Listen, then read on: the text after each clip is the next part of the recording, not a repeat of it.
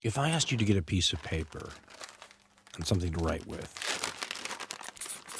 and to make a numerical list of all the things that you would be willing to die for, how long is your list? The Panther 48. Willing to die for. The Panther 48. Willing to die for. How long is your list? What is the tribal self? The Panther 48. The tribal self is what goes above the immediate acquaintances of the social. Willing to die The for. family, the people you know, live next door. You would be willing to die for. Tribal self. The Panther 48. I'm talking about those movies, those yet unborn. I would say a black person that commits themselves by way of sacrifice through love in the process of fighting and living in order to build on self-determination for the collective culture and foundational generational advancement. That's my answer. Complicated ass shit. It's war. I say all African folk, black folk in this country that have been subjected to this bullshit are Panthers, in the sense that it denotes a state, or in my mind, it denotes a state of awareness. We're not all awake to the point of organizing or even realizing what's going on, but we're still a part of the family. And if the party belongs to the people, then by association or whatever you want to call it, everybody is a member, because the party is the people. So they're one and the same. Where it is you operate is determined by your level of awareness or what that means to you. If it means absolutely nothing, you're probably just some cat in the street or in the boardroom doing what you do, and you go from there. Let me Go add ahead. a little bit, because I think I like to emphasize the aspect on what I ended on, which is foundational generational advancement. The point is when we talk about sacrifice, to me, when I think of a Panther, I think of somebody that has recognized and committed themselves to the realization that as the individual, we must be willing to sacrifice ourselves for the collective. And then in doing so, be intentional about the direction that we operate from. So when I think of a conscious Black Panther, I think of somebody that is intentionally moving our people in the direction of self-determination. And in knowing that it is intentional in terms of how we move ourselves forward, you have to have those three components of what I say: foundation, generation, and advancement. Foundation basically is us recognizing that we have to lay a solid structure that can be built on top of. And that solid structure is represented by the concept of a foundation. And knowing that if your foundation is not right, anything that you try to do to put on top of that foundation is going to crumble. So you're talking about building a solid structure. Within that goes into what we call our continuity mechanism, which is infrastructure, architectural, and institution. So you have to have those three components when you talk about building a foundation.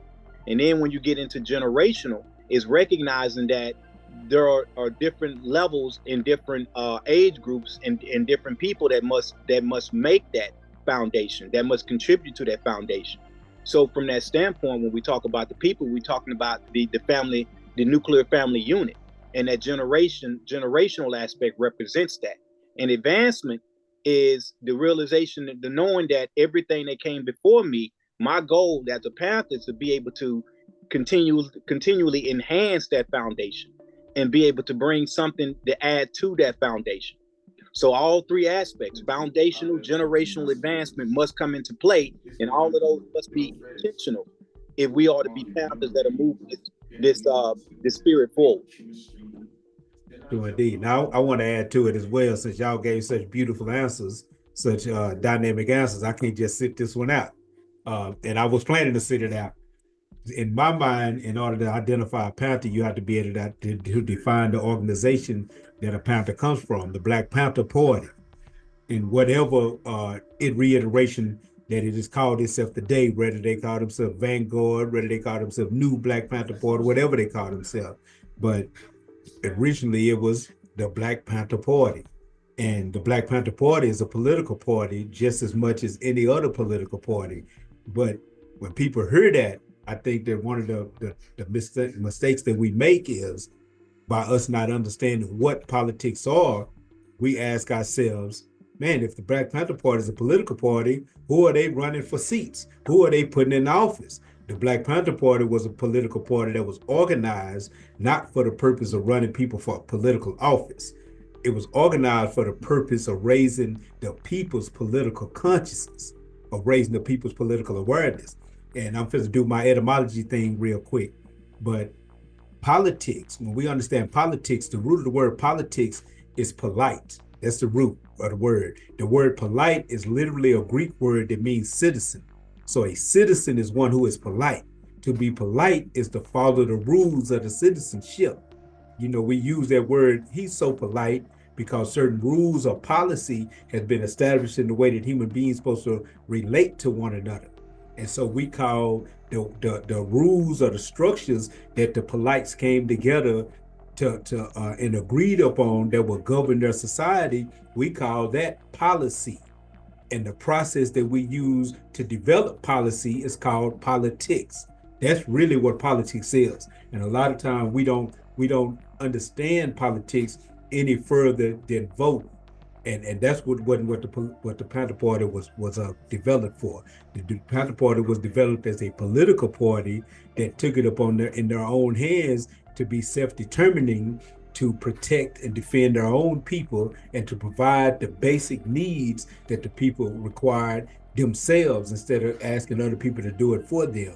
Hence, the things that Brother E loved to talk about, the free breakfast for children programs, the free clinic programs, the sickle cell anemia clinics, the free rides to visit your family in prison program. All of those programs was policy that came from the Black Panther political structure. So a Panther then is a I don't want to use the word soldier because we always think of Panthers as only militants, and that's not just what a Panther is.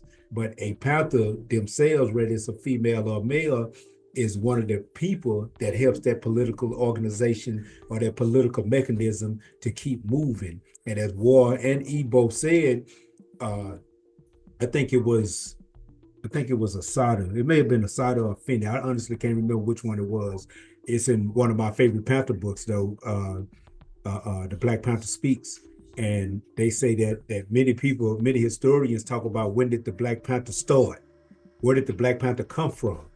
And this person said, and again, remember, I can't remember which one it was. They said the Black Panthers began with the first person that was kidnapped from Africa and made a slave. With the first time our feet touched these soils with shackles on our ankles. With the first rebellion, when a Black person decided they wanted to be free. The legacy of the Panther started there, and it continues to this day. You know, and then when you become a conscious Panther, then it leads into what Brother Ward just said a few minutes ago. So our people are by nature of our circumstance Panthers. But when we become conscious Panthers, then we dedicate our life to moving our people to a greater level of freedom and a greater level of political awareness and understanding. Go ahead, boy. Look like you got something on your mind. Yeah, I do want to elaborate a little bit on the concept of a soldier, just so we can give our audience a little bit more expandability on that. See, when we think of the word soldier, people, it has to do with, let's just go back to army and then army ants. And I like to refer to nature in that standpoint, because from that position, what it is our ability to recognize that everybody has a role. And if everybody does their role and perform their role and their duty and their responsibility accordingly, again, through intention, then naturally the entire colony, or naturally the entire, all of the mechanisms are working together. All of the mechanisms are in harmony. And if they're all in harmony, then everything is going to prosper as it applies to the development of that colony. So when we think of the word soldier, or a person that's a soldier, that is somebody that is recognizing their duty of service. And that's all it is. Knowing that I have a duty of service. And knowing that I have a duty of service, I am going to carry out what the Panthers say, general orders. I'm going to carry out my orders and my duties to the best of my ability. And so that's being a soldier. Someone that knows that they have a place, a role, and know what that role and that place is, in this movement, in progressing our people forward through foundational generational advancement. That's it. Second question, I think we already asked. The second question was, what is the purpose of a Panther? I think we kind of delved into that already, unless y'all want to go a little deeper. I go a little deeper just on the concept of purpose. Because again, when I say intentional, I think it's real important that we all recognize that, because a lot of our people are living a life not through intentional purpose. A lot of time when we think purpose, we're thinking on a very superficial level, and we think that, okay, my purpose is to have children, raise children, and get them children to be productive in society. Well, now we have to take a step back and we have to decide, well, what kind of society are we talking about? And to whose benefit are we raising our children for? If we're raising our children to be self-determined people, to add to the process of liberation, to add to the process of African freedom, then it ain't the same purpose as a traditional aspect of what you've been taught it means to raise your children and to have a purpose as an adult, as a parent. So we have to go back into the definition. Within the Panthers, we refer to this as the 3Ds: define, develop, and defend. So when we define ourselves, when we talk about a purpose, as Panthers, our purpose is self-determination.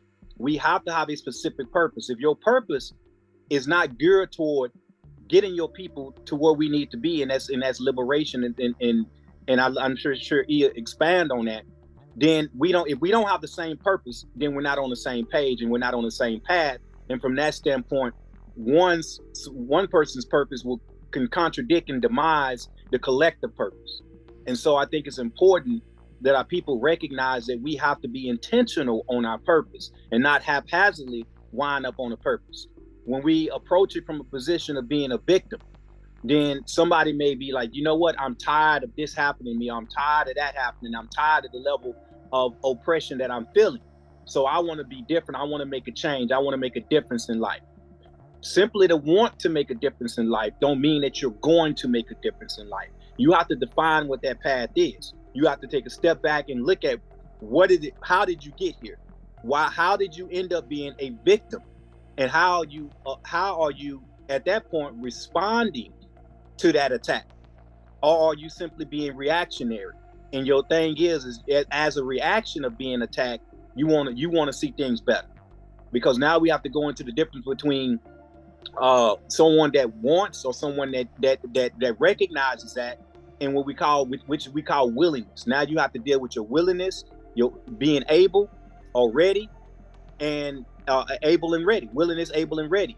So just because you're willing to make a change don't mean that you're able to make a change, because you may not have your head in the right place. You may not have the right level of consciousness to truly commit to what it means to make a change. And then being ready is being at a point in your life and having all of the proper tools and knowing how to identify the proper tools to be able to make a difference, and a calculated difference that's going to, again, address either foundations, the generations in terms of how we work together, the difference between organizing and mobilizing, and then advancing, which is adding to the plate of foundation, which creates that Sankofa effect. So just because I'm willing doesn't mean that I understand and overstand the concept of purpose. And so that is truly important that we recognize that. What is Panther ideology? We've heard these words. Maybe some of these guys hadn't heard that. But what is Panther ideology?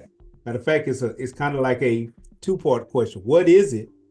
And is there one encompassing Panther ideology, or is there many iterations? What is Panther ideology? To me, when we first start off and we said what it is to be a Black Panther, and now we have to go into the ideology. So from that standpoint, when we say Panther ideology, we're talking about the way of the life of a conscious Panther. What is our ideology? What is it that makes us what we are? How do we have, and to me that goes back to the continuity aspect of the mechanism structure.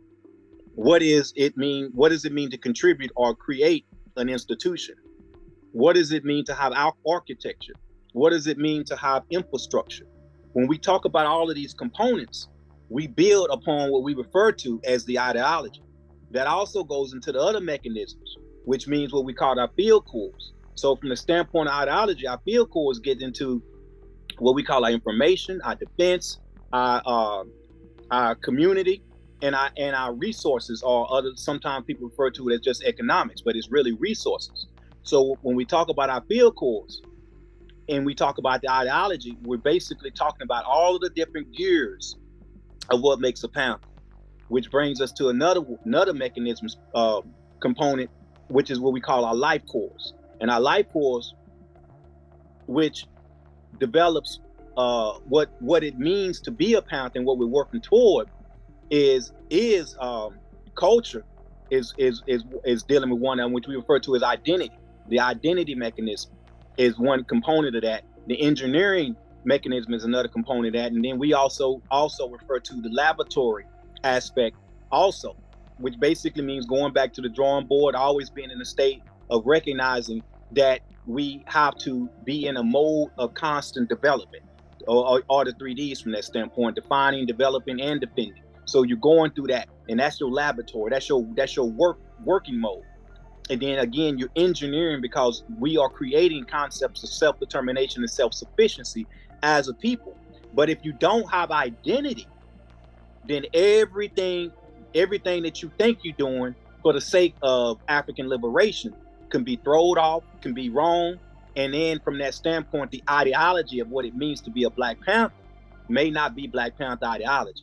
So we have to look at our mechanism structures, and Panther ideology is just how we add to that, make sure all that stuff is functional and working. E.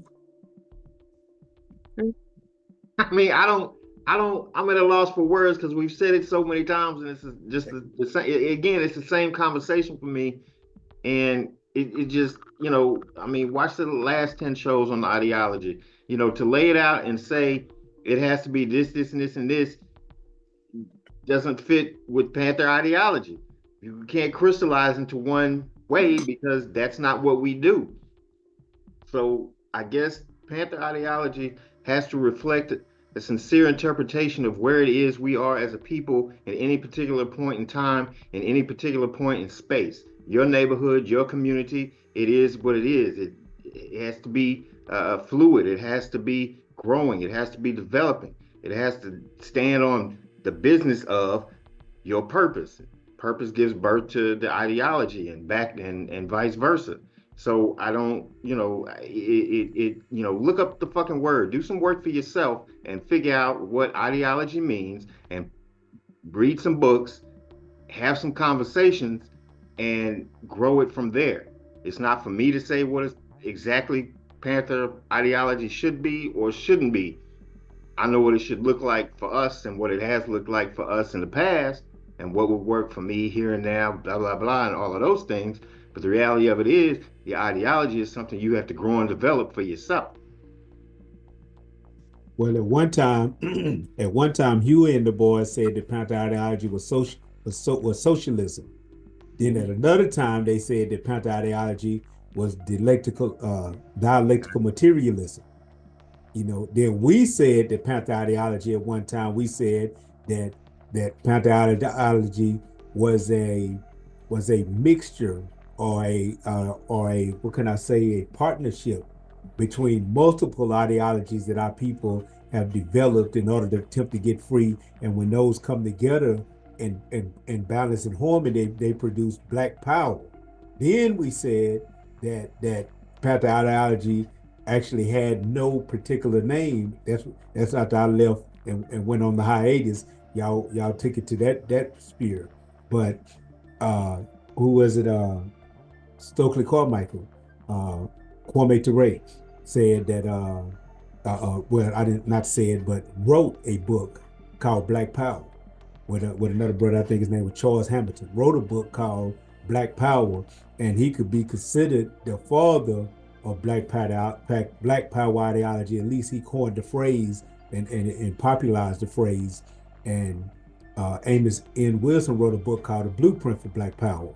And when Dr. Khalid Abdul Muhammad was brought into the new Black Panther Party, he made it mandatory for all members of leadership, every member of every local central committee, to own a copy of the book, The Blueprint for Black Power, because he looked at it as the manual to help the Black Panther Party or the new Black Panther Party actually build what it is that we stated that we was trying to build. And there's a lot of beautiful things in that book. Another book that I think that can help a people, a self-determined people, move toward true power is Powernomics by Dr. Claude Anderson. I kind of think Powernomics and Blueprint for Black Power kind of go hand in hand with one another. But if I was to state any basic theme as Panther ideology, especially in the way that it has grown, evolved, and maybe even took a few steps back at certain times throughout the history of the Panther, I would have to say that it would have to be Black Power, which means that power, an ideology that empowers the people. And that's an ideology that deals with psychologically empowering the people, culturally empowering the people, economically empowering the people, and all other social and political levels empowering the people. And that was just a general basic description of it, but I think it's important for Panthers to know what Panther ideology is. And I think it's also important for the people to know what it is so that the people can be able to hold those who put on black uniforms and claim to be Panthers accountable to the ideals that they're supposed to be living up to. And here I am with my etymology thing again. The root of the word ideology is ideal. Not idea, but ideal. And ideal is something that doesn't necessarily exist, but it's if we had the ability to create the quote unquote perfect world, that's essentially what an ideal is, the ideal reality or the ideal concept. So an ideology is I guess you could say steps or ideals that move us toward the ideal, so to speak.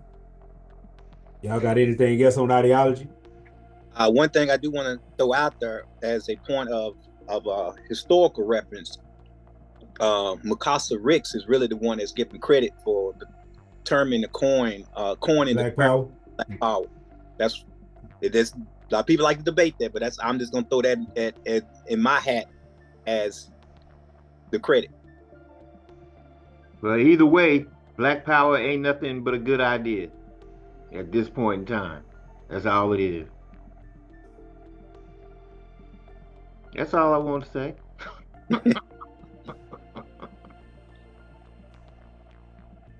What does Africa have to do with any of this? There's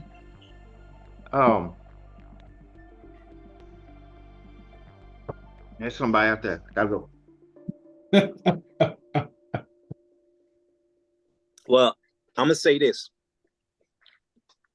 Us recognizing here, like you said earlier, that we recognize ourselves as Panthers from the moment we started being stripped of our identity, going back to the mechanism structure in the life core. Being stripped of our identity means that we have been taken from what it means to be African, taken from the source. And we realize that as a people, as African people, we have to reunite our people. And so from that standpoint, we recognize that Africa has to be free in order for all of our people to be free. And knowing that Africa was carved up, knowing that we come from a continent that is constantly being raped, pillaged of its greatness, and constantly being suppressed of its greatness, and all iterations of that are taking place in order to bring the world back in balance. We recognize that in Africa, we believed in centering around universal concepts of harmony and balance and peace. Those are not the ways of the Western world. Those are not the ways of how capitalism and imperialism are operating, fascism are operating. Knowing African-centered, knowing what it means to be African-centered, just even saying the word centered, going back to the point of recognizing that we have to put ourselves in a position of empowerment and recognizing balance, and knowing that without Africa, without having the mind of an African at the center of our focus, then all we basically would do is become a darker version of the exploitative enemy and exploitative process that we call ourselves fighting against. So when we talk about Africa, we talk about realizing that the greatness of humanity must be at the center of our development, so that we don't rape, pillage, and destroy the planet like what's happening right now. If nothing else, understanding the history of who we were before we entered this colonial bullshit gives us a snapshot and an understanding of what's been distilled at this point. Having to talk about things like ideology and the isms and all the the principles of Kwanzaa, da da da da da. All of these are things that we've had to take at piecemeal and try to glue them back together in order to attempt to get a picture of what it was like to be before we became what we are. And so Africa or pre-colonial North America or Australia or any place else that our people, we people came up, lived, existed, and were, gives us an understanding of who it is we actually are, as opposed to the niggerdom that we've been thrust into at this point in time. I think it was Sankara uh, changed the name. I forget the name that it used to be, but Burkina Faso. And I think it means something along the lines of land of honest men, essentially tapping back into our essence, who it is we are prior to the oppression and everything that we've had to go through. So whether it's Africa, formal, or like I said, any of the other continents where we existed, our culture, we people existed for all of this time based on certain principles, ideas, ideologies for millennia. And so with whichever place it is, because again, there's so much, I've seen so much time wasted on this discourse of we're not Africans, we were in North America before white folks came and blah, blah, blah. Yeah, we were. But the reality of it is ultimately, it doesn't matter to the degree that we make it matter. If we're in pursuit of being the land of honest men, then that's what's significant. If we're in pursuit of creating lifestyles based on those realities and those ways and means of life that existed before the hell on earth that came to be, that's what's significant.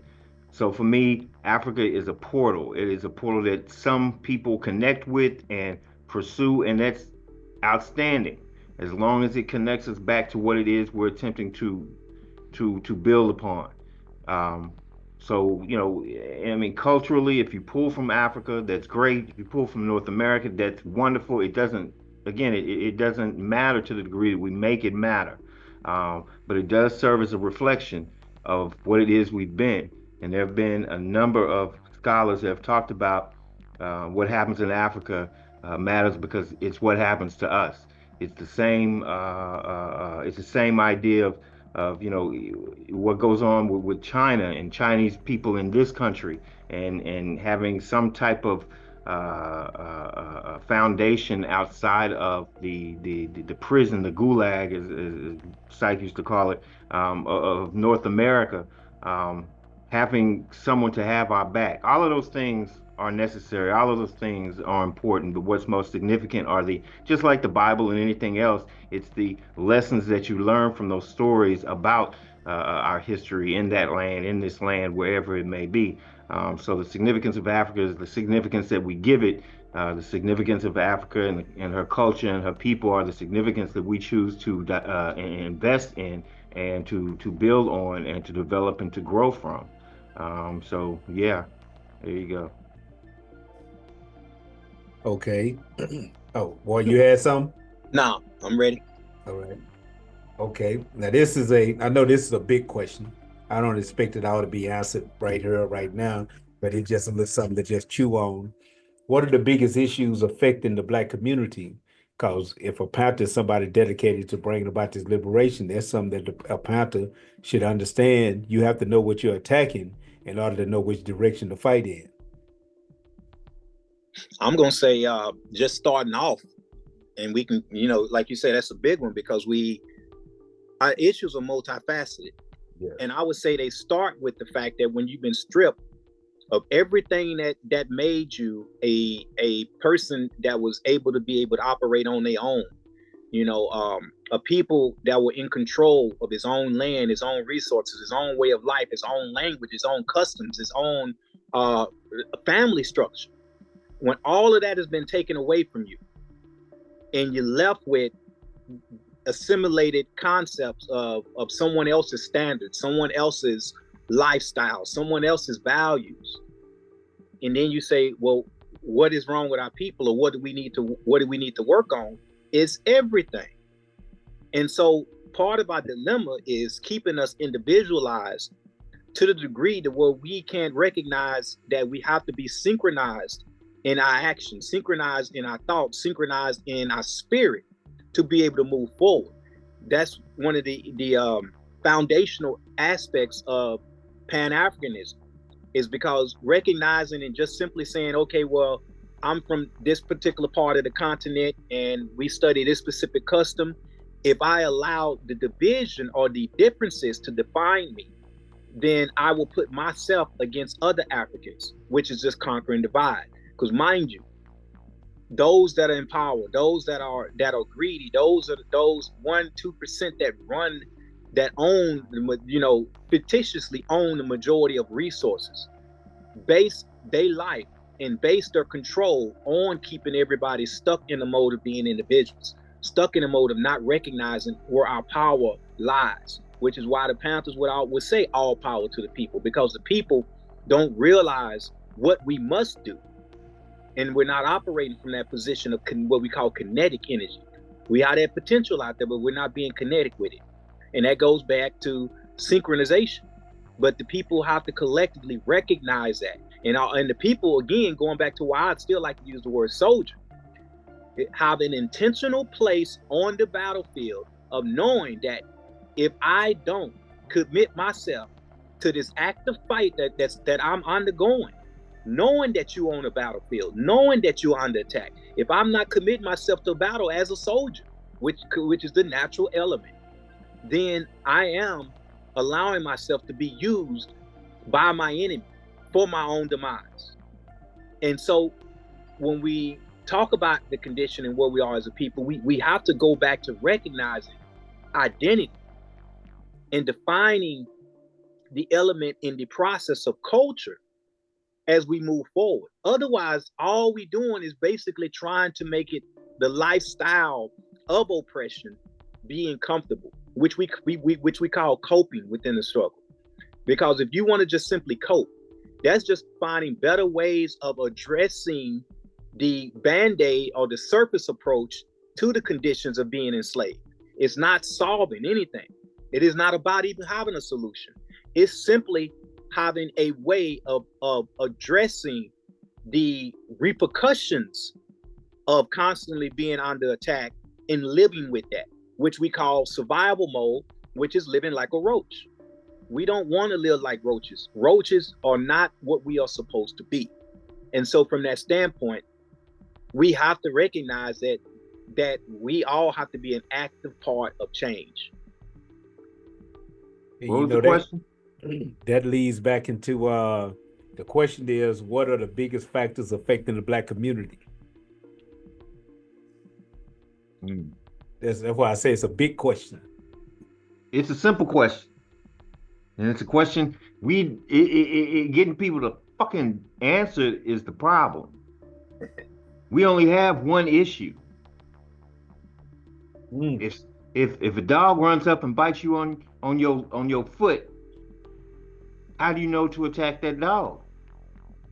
It's like it's a flip side of what Malcolm talked about with the Novocaine. They put the Novocaine in there, and because you can't feel it, you suffer peacefully.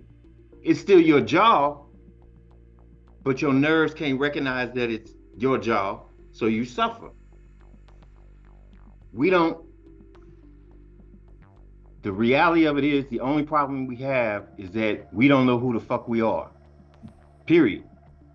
If you know that that's your foot that a dog is biting, what to do becomes second nature.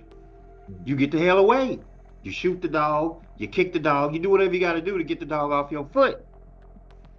So if we simply knew who we are, really understood who it is we are, we wouldn't have to struggle with what to do about police brutality. We know what to do. We wouldn't have to struggle with what to do about not having any money. We know what to do because we did it before. But we don't know that we did it before.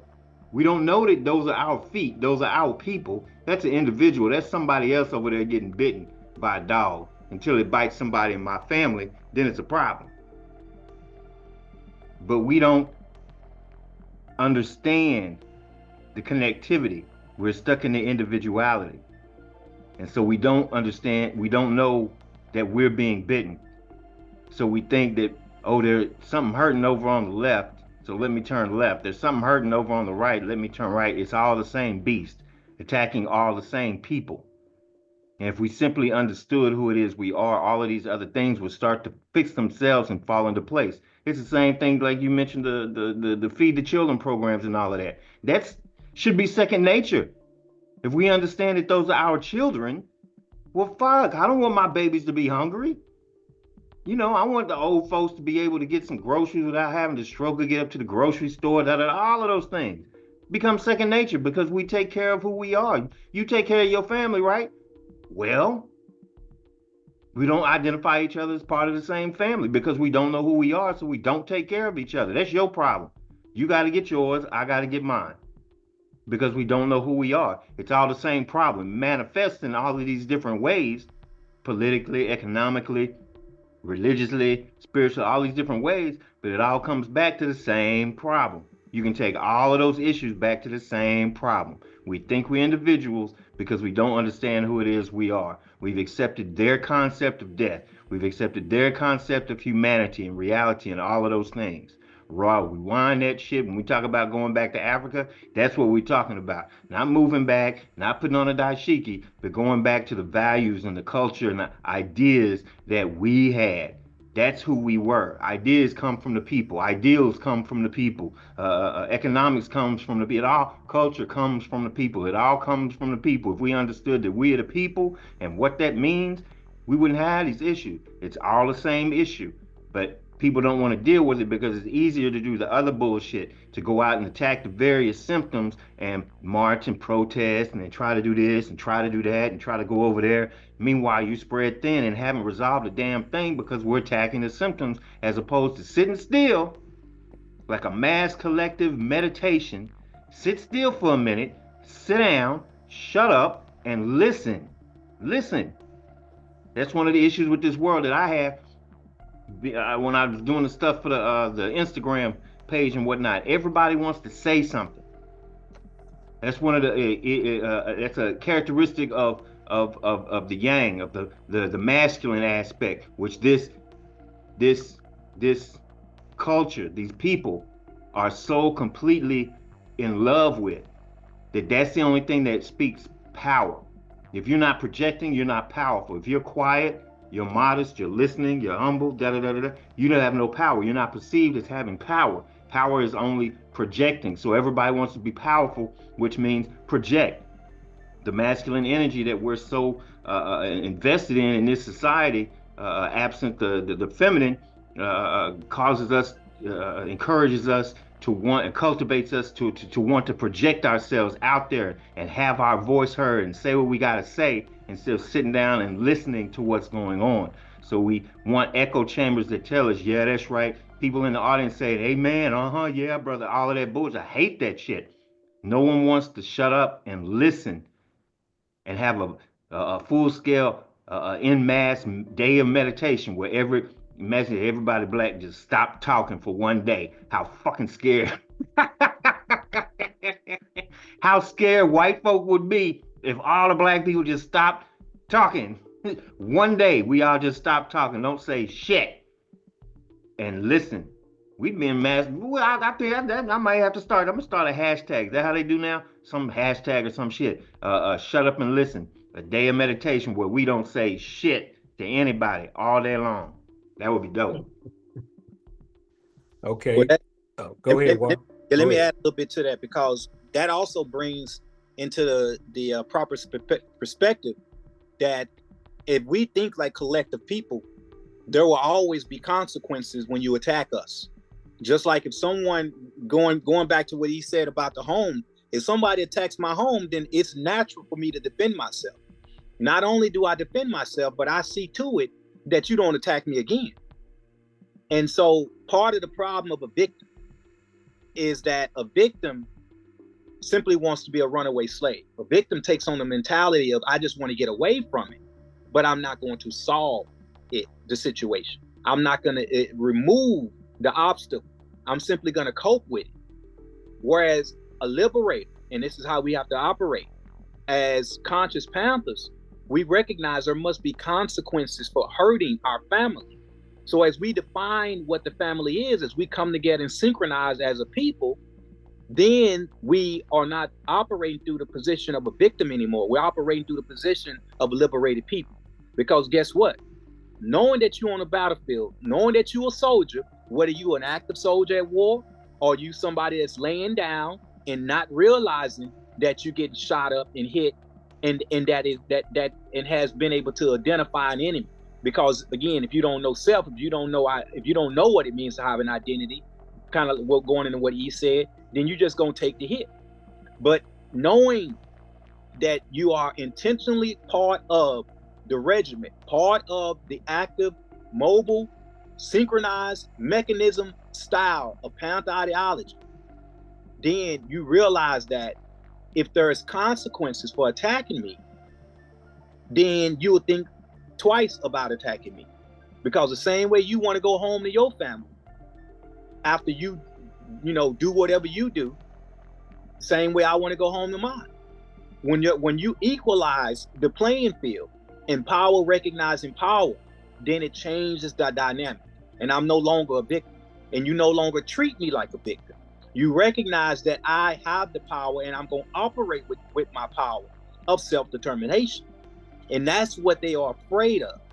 So the idea is to keep the people in a constant state of chaotic flux to where we don't recognize our power, where we don't come together, to where we don't realize we have to have an identity. They want us to continue to operate as individuals, because as long as you stay in that mode of being an individual, you are not a threat. And that's just the bottom line.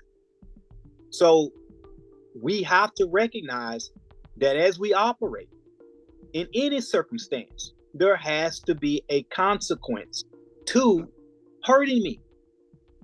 Mental, physical, spiritual, whatever, psychological. That is just a component of fighting a natural war. It's a natural thing to have a defense mechanism. That's all life. So at what point does the African human decide that it doesn't have a skin and think that it can live and exist in a society as an organism without skin? No living structure operates without a skin, operates without a defense mechanism. Nothing can live in an environment to where it is not a complete, holistic part of that environment and have a defense and not have a defense mechanism. So we are being abnormal in this world, in this planet, in this universe, when we don't operate from a position of consequence. That's all I have on that. The first rule of learning is know thyself. And automatically, I guess the first rule of war is know your enemy. But even that, knowing your enemy, begins with an understanding of who it is you are. Because who it is you are defines who your enemies are. Period. The essence of the European is to divide and conquer. That's the one thing, if nothing else, that has been consistent throughout everything they do, whether it's religion, politics, economics, romance, whatever it is, relationships, it's all based on division. The battle of the sexes. That's some white folk shit. We never did that. That's their power. That's what it works for them. That's how they come up. Ours is the complete opposite. We're divided, we're conquered. If we're not together, if we're not recognizing one another and adhering to that first rule of learning, we're done. And the proof is in the pudding. We don't know shit. We got plenty of money. We got plenty of information. We got everything you need to take care of a community, to set it off and to do whatever it is we want to do. But the one thing that we don't have is we have no idea who it is we are. If your answer to who it is you are starts with anything related to this country, to this time, to this period, to your name, or any of that shit, then you have no idea who it is you are, and it's not the game for you. But it's copacetic. It'll happen. And and we finna bring this show to a close. I'm gonna simply say this. From what I heard, I think what you brother said, because one of the things he just said is essentially that all power to the people. Essentially what he said a few minutes ago, because he said it all starts with the people. And that's one thing that I think we all have to understand, that all power is in the hands of the people, all economic power, political, all of it. And all societies know it. It ain't that it should be in the hands of the people, it actually is. And that's why societies, governments, and not just this one, all governments, and it doesn't do it just to black people. This government intentionally miseducates all people in this society because the government knows that all power is with the people. So the only way for me to really control power is to fool the people who actually have the power. Once I fool and convince the people that have the power that they don't have the power, even though they do, then the people willingly, without knowing, give me the power. And as long as I keep them deaf, dumb, and blind, I'll never have to worry about them saying, hey, wait a minute, I'm going to stop giving you my power. They'll never do it. And that's really the ultimate job of a Panther. Brother E essentially said that we only got one problem. Basically, we lack a knowledge of self. So that means that the true purpose of a Panther is to raise the consciousness of the people. It's to bring the people a knowledge of self, because you can't get free no other way. We can fight those symptoms, but if you really, really want to get rid of disease, you have to get the true cure, and you have to fight the heart of the true disease, and that's the lack of knowledge of self. That's the first thing they took from us. You can't make a human being a slave unless you trick him into believing him or her is something that they're not. And it's just that simple.